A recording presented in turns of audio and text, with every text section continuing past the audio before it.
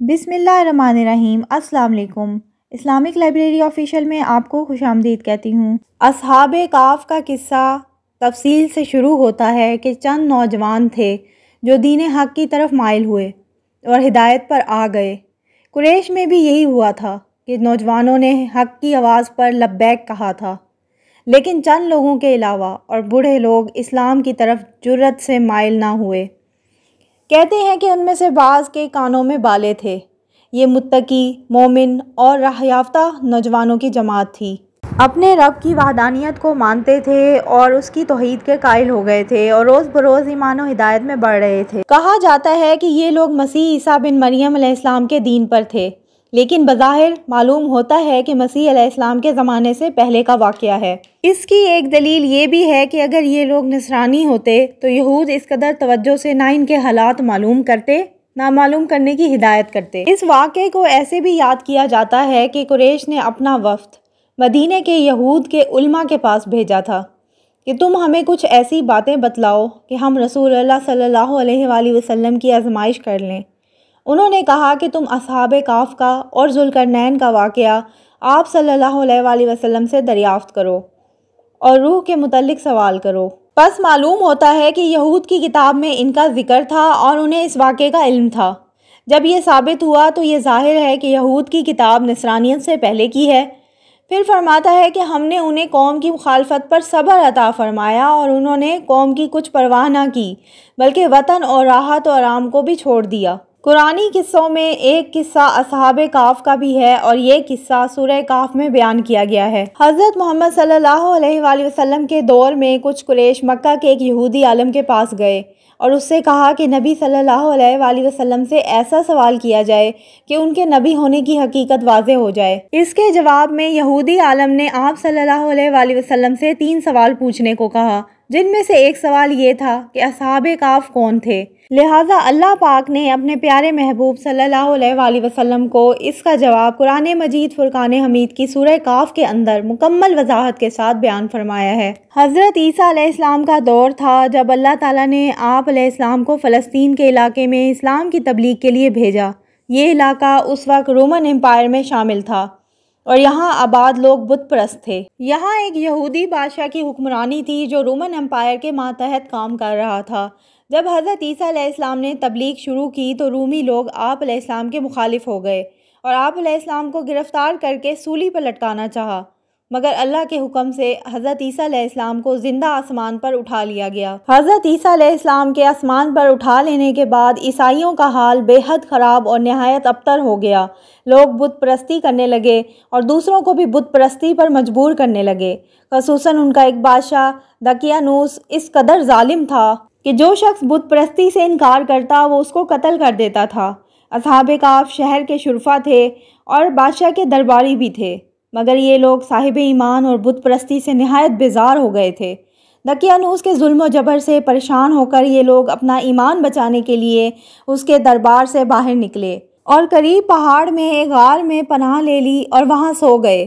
300 برس سے زیادہ عرصہ اسی حال میں سوتے رہے۔ دقیانوس نے جب ان کو تلاش کروایا اور اس کو معلوم ہوا کہ وہ لوگ غار کے اندر ہیں، وہ بے حد ناراض ہوا اور اس نے حکم دیا کہ غار کو ایک سنگین دیوار اٹھا کر بند کر دیا جائے تاکہ وہ لوگ اسی میں رہ کر مر جائیں اور غار ان کی قبر بن جائے۔ مگر دقیانوس نے جس شخص کے سپرد یہ کام کیا تھا وہ بہت ہی نیک دل اور صاحب ایمان تھا۔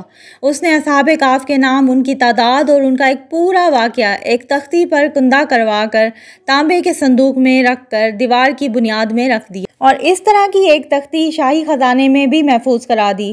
کچھ دنوں کے بعد دقیانوس بادشاہ مر گیا اور سلطنتیں بدلتی رہیں، یہاں تک کہ ایک نیک دل اور انصاف پرور بادشاہ تخت نشین ہوا جس نے 68 سال تک نہایت شان و شوکت سے حکومت کی۔ اس کے دور میں مذہبی فرقہ بندی شروع ہو گئی اور بعض لوگ مرنے کے بعد زندہ ہونے اور قیامت کا انکار کرنے لگے۔ ان کا یہ حال دیکھ کر بادشاہ رنج و غم میں ڈوب گیا اور وہ تنہائی میں ایک مکان کے اندر بند ہو کر خداوند کے سامنے نہایت بے قراری کے ساتھ فریاد کرنے لگا، اے میرے پروردگار، کوئی ایسی نشانی فرما دے کہ لوگوں کو قیامت کا یقین ہو جائے۔ بادشاہ کی یہ دعا قبول ہو گئی اور اچانک بکریوں کے ایک چرواہے نے اپنے بکریوں کو ٹھہرانے کے لیے اسی غار کو منتخب کیا اور دیوار کو گرا دیا۔ دیوار گرتے ہی لوگوں پر ایسی ہیبت اور دہشت طاری ہو گئی کہ دیوار گرانے والے وہاں سے بھاگ گئے اور اصحاب کہف اپنی نیند سے بیدار ہو کر اٹھ بیٹھے اور ایک دوسرے سے سلام و کلام میں مشغول ہو گئے۔ اور ان کو جب بھوک لگی تو انہوں نے اپنے ایک ساتھی یملیکھا سے کہا کہ تم بازار جا کر کچھ کھانے پینے کا بندوبست کرو اور نہایت خاموشی سے یہ بھی معلوم کرو کہ دقیانوس ہمارے بارے میں کیا ارادہ رکھتا ہے۔ یملیکھا غار سے نکل کر بازار گیا اور یہ دیکھ کر حیران رہ گیا کہ شہر میں ہر طرف عیسائیت کا چرچا ہے اور وہ اعلانیہ اس حضرت عیسیٰ علیہ السلام کا کلمہ پڑھ رہے ہیں۔ یملیکھا یہ منظر دیکھ کر محو حیرت ہو گیا کہ یہ کیا ماجرا ہے کہ اس شہر میں عیسائیت کا نام لینا بھی جرم سمجھا جاتا تھا، آج یہ انقلاب کہاں سے آ گیا ہے۔ پھر یہ ایک نان بائی کی دکان پر کھانا لینے کے لیے گیا اور دقیانوسی زمانے کا روپیہ دکاندار کو دیا جو کہ وہاں اب نہیں چلتا تھا۔ سکہ دیکھنے والا بھی حیران ہوا۔ دکاندار کو شک ہوا کہ شاید اس شخص کو کوئی پرانا خزانہ مل گیا ہے، چنانچہ دکاندار نے ان کو حکام کے سپرد کر دیا اور حکام نے ان سے خزانے کے بارے میں پوچھ گچھ شروع کر دی اور کہا بتاؤ خزانہ کہاں ہے۔ یملیکھا نے کہا کوئی خزانہ نہیں، یہ ہمارا ہی روپیہ ہے۔ حکام نے کہا کہ ہم کس طرح مان لیں یہ تمہارا روپیہ ہے، یہ سکہ 300 برس پرانا ہے اور برسوں گزر گئے اور اس سکے کا چلن بند ہو گیا اور تم جوان ہو، زیادہ صاف صاف بتاؤ کہ مسئلہ حل ہو جائے۔ یہ سن کر یملیکھا نے کہا کہ تم لوگ یہ بتاؤ کہ دقیانوس بادشاہ کا کیا حال ہے۔ حکام نے کہا کہ آج روئے زمین پر اس نام کا کوئی بادشاہ موجود نہیں، ہاں سینکڑوں برس گزرے اور اس نام کا ایک بے ایمان بادشاہ گزرا ہے جو بت پرست تھا۔ یملیکھا نے کہا اس کے خوف سے اپنے ایمان اور جان کو بچانے کی خاطر تو ہم یہاں سے بھاگے تھے، میرے ساتھی قریب ہی ایک غار میں موجود ہیں، تم لوگ میرے ساتھ چلو، میں تم لوگوں کو ان سے ملا دوں۔ چنانچہ حکام اور شہری کثیر تعداد میں اس غار کے پاس پہنچے۔ اصحاب کہف یملیکھا کے انتظار میں تھے۔ یملیکھا کی واپسی میں دیر ہوئی تو ان لوگوں نے خیال کر لیا کہ یملیکھا گرفتار ہو گئے اور جب غار کے منہ بہت سے آدمیوں کا شور و غل سنا تو سمجھ لیا دقیانوس کی فوج ہماری گرفتاری کے لیے آ پہنچی ہے اور یہ لوگ نہایت اخلاص کے ساتھ ذکر الہی اور توبہ استغفار میں مشغول ہو گئے۔ حکام نے غار میں پہنچ کر تانبے کا صندوق برآمد کیا اور اس کے اندر تختی نکال کر پڑھا تو اس تختی پر اصحاب کہف کا نام لکھا ہوا تھا اور یہ بھی لکھا تھا کہ یہ مومنوں کی جماعت دقیانوس کے خوف سے اپنے ایمان کو بچانے کے لیے اس غار میں پناہ گزیر ہوئی ہے۔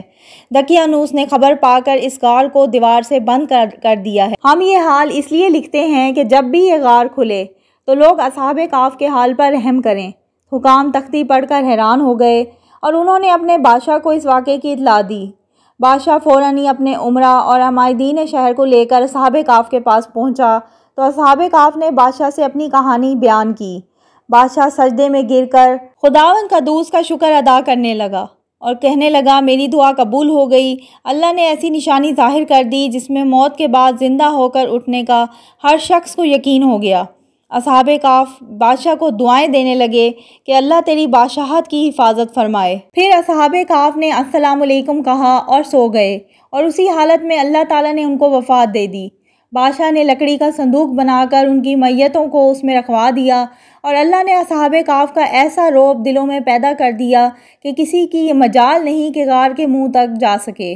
اس طرح اصحاب کہف کی لاشوں کی حفاظت اللہ نے خود کی اور پھر بادشاہ نے غار کے منہ پر ایک مسجد بنوا دی اور سالانہ ایک دن مقرر کر دیا کہ تمام شہر والے اس دن عید کی طرح زیارت کے لیے آیا کریں۔ یہ واقعہ قرآن مجید فرقان حمید میں اس لیے بیان کیا گیا ہے کیونکہ کفار اس بارے میں استفسار کرتے تھے کہ بھلا اللہ انسان کو مرنے کے بعد کیسے زندہ کرے گا، یعنی ایسا کیسے ممکن ہے۔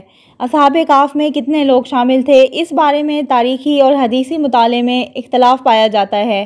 عیسائی مطالعے کے مطابق ان کی تعداد 5، 7، 13 بتائی گئی ہے۔ ان نوجوانوں کی تعداد کتنی تھی یہ کسی کو نہیں پتا، یہ صرف اللہ رب العزت ہی جانتا ہے۔ قرآن مجید میں بھی اللہ تعالیٰ نے نہیں بتایا اور ہمیں بھی اس بحث میں پڑھنے کی ممانعت کی ہے۔ سورہ کہف آیت نمبر 22 میں اللہ تعالیٰ ارشاد فرماتے ہیں کچھ لوگ تو کہیں گے کہ اصحاب کہف 3 تھے اور چوتھا ان کا کتا تھا، کچھ کہیں گے 5 تھے اور چھٹا ان کا کتا تھا۔ غیب کی باتوں میں اٹکل چلاتے ہیں، کچھ کہیں گے 7 تھے اور 8واں ان کا کتا۔ آپ کہہ دیجئے میرا پروردگار ان کی تعداد کو بخوبی جانتا ہے، انہیں بہت ہی کم لوگ جانتے ہیں۔ بس آپ ان کے مقدمے میں صرف سرسری گفتگو کریں اور ان میں سے کسی سے ان کے بارے میں پوچھ گچھ بھی نہ کریں۔ اصحاب کہف کوئی خیالی قصہ نہیں، سچا واقعہ ہے جو اللہ تعالیٰ نے ہم تک سورہ کہف کے ذریعے پہنچایا۔